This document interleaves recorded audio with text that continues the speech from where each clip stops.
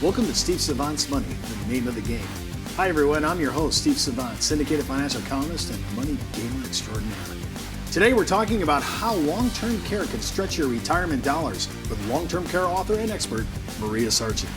Hey Maria, welcome to the show. Thanks for having me. I'm really happy to have you here because I'm into stretching my I'm into stretching my retirement dollars and whatever tactic I can use to make that happen. Because really, we're trying to delay Social Security age 70. We're going to be forced to take our RMDs at age 70.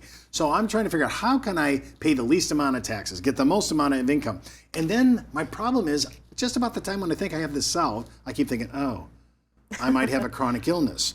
I might have a medical condition. Oh, I might need long-term care. Yeah. And when I see 70% of seniors already using some form of long-term care, I have to start now incorporating this into my retirement plan. You know, what's interesting is you're talking about wanting to stretch your retirement dollars, right, but you're concerned about long-term care. Did you know you could do both? I did not. In the same solution? No. Yes.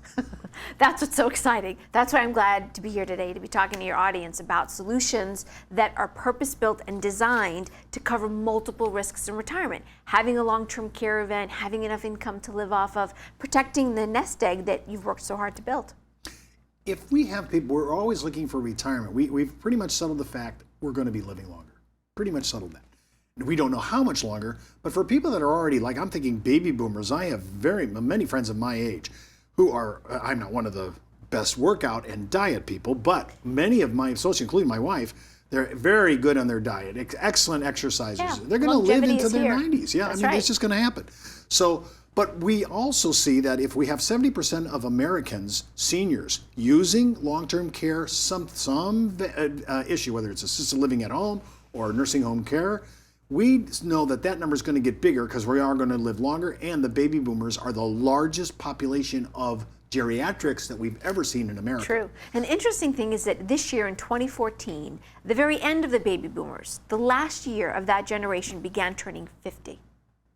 So think about the tail that's in front of us right now.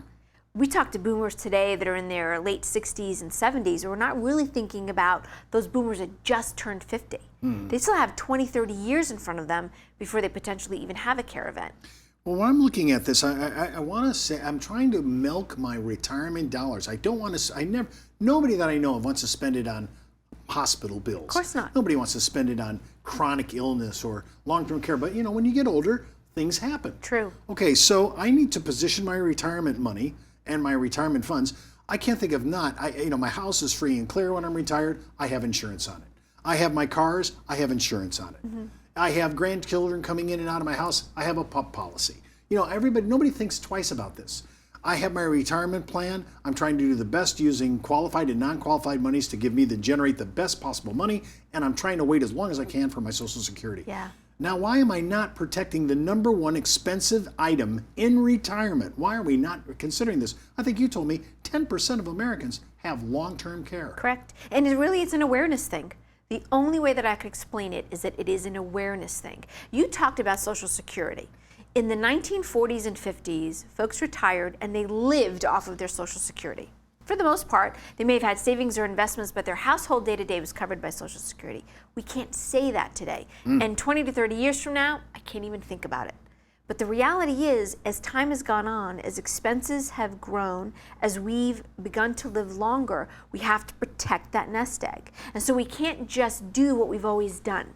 We have to go out and seek options. And so your audience, Steve, it's critical that you go out and seek options. Talk to your financial advisors, to your planners, to your family and friends about what they're doing to help cover the greatest risk in retirement, which is blasting a huge hole through your portfolio if there's a long-term care expense. Now, I just want to ask my audience, do you know anybody that has had a long-term care event? Most Americans know somebody, either a relative, a friend, a neighbor, that they experienced it and they saw the tragedy of some of the, not only their money, their nest egg being reduced down, but their beneficiaries, their children having to be involved. And there's so much going on. It's a bigger event than just one person. That's right. And long-term care planning makes financial sense. It brings peace of mind. We know that you can leverage your money. We know that it will be multiplied so you have more to work with. We know that it will protect your lifestyle. You know, we have to think about that, protecting the lifestyle that you've worked hard to build. All of that can go away if we don't cover the risk of a long-term care event. When we come back from the break, we're going to talk a lot more about long-term care as part of our retirement strategy, because my name is keeping all the money we can in our pocket as much as we can, and we indemnify our homes, our autos. Now it's time to indemnify our lives. We'll be right back after this break. It's not how much money you make, it's how much money you keep. And keeping more of your money is even harder these days with high taxes, fund expenses, and fees for financial advice. And when you consider the uncertainty of the market and the rising cost of living, the purchasing power of your dollar is constantly at risk. But a tax-deferred annuity with an inflation rider can be the most cost-effective way to generate increasing annual income without market volatility. For more information on how annuities may work for you, just email me at steve@thenameofthegame.tv and ask for our free annuity information. Well, welcome back to our second segment. Of course, we're with Maria Sarchi. She is the long-term care author and expert, one of the top in the country. We're talking about I'm trying to do retirement planning here. I'm trying to make sure my dollars go as far as they can. And part of that leverage, I can't imagine, as I said at the break, I can't imagine not covering my home. That's a big asset. And we do it. And we do it. Without question. Without hesitation. I need to cover the number one expense load. That's medical and long-term care. Those two things are so big. And I saw a statistic in one of the trade magazines that said that a normal average couple that lives into their late 80s is going to spend $250,000 on long-term care and medical expenses. Yeah.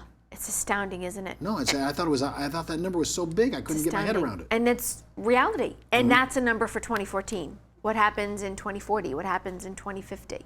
We know the statistics tell us that by the time we hit year 2050, we will have almost 500,000 people living beyond the age of 100. That blows my mind. The Centurion Club is one of the fastest growing segments of the geriatric market. You know, and we've done many retirement shows here in the name of the game. And one of the things we always talk about, especially when we're doing about annuities to pick up base costs of retirement, we talk about COLA. We talk about all day long with annuities. Cost of living adjustment. We want our annuity income to keep going up every year. I would be suspicious that we probably need to do the same thing when we're talking about long-term care, because we want the benefits to keep track, keep pace with COLA. It's a great point. There are so many ways you can create your long-term care plan.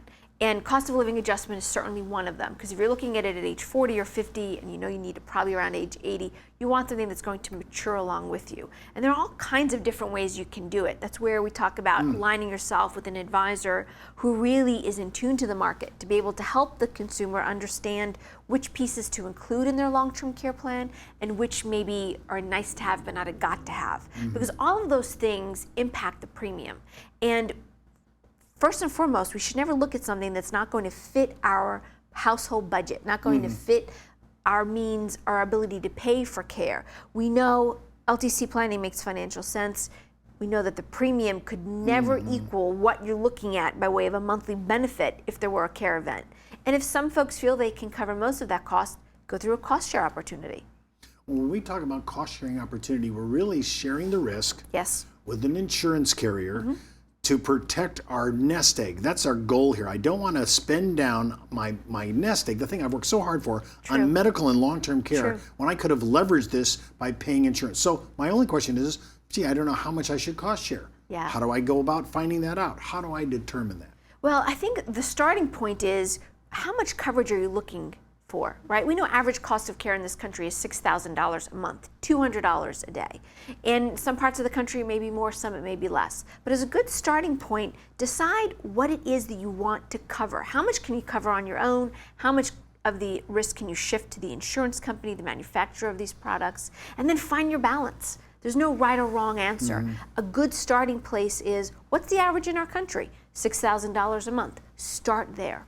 So if taking your suggestion, if I'm at $6,000 a month as a benefit to taking care of me, now is that assisted living? Is that nursing home? Is that in between? What is that? You know, it's more facility care, Steve. So the lines have blurred so much between assisted living and nursing home. And for anybody that says, I don't want to look at this nursing home insurance, I say, congratulations, neither do I. That's not what this is. This is care planning. It's all different levels of care. It's in your own home, it's in an assisted facility, it's in facilities that quite honestly we may not even be aware of today, but they may be around 10, 15, 20 years from now.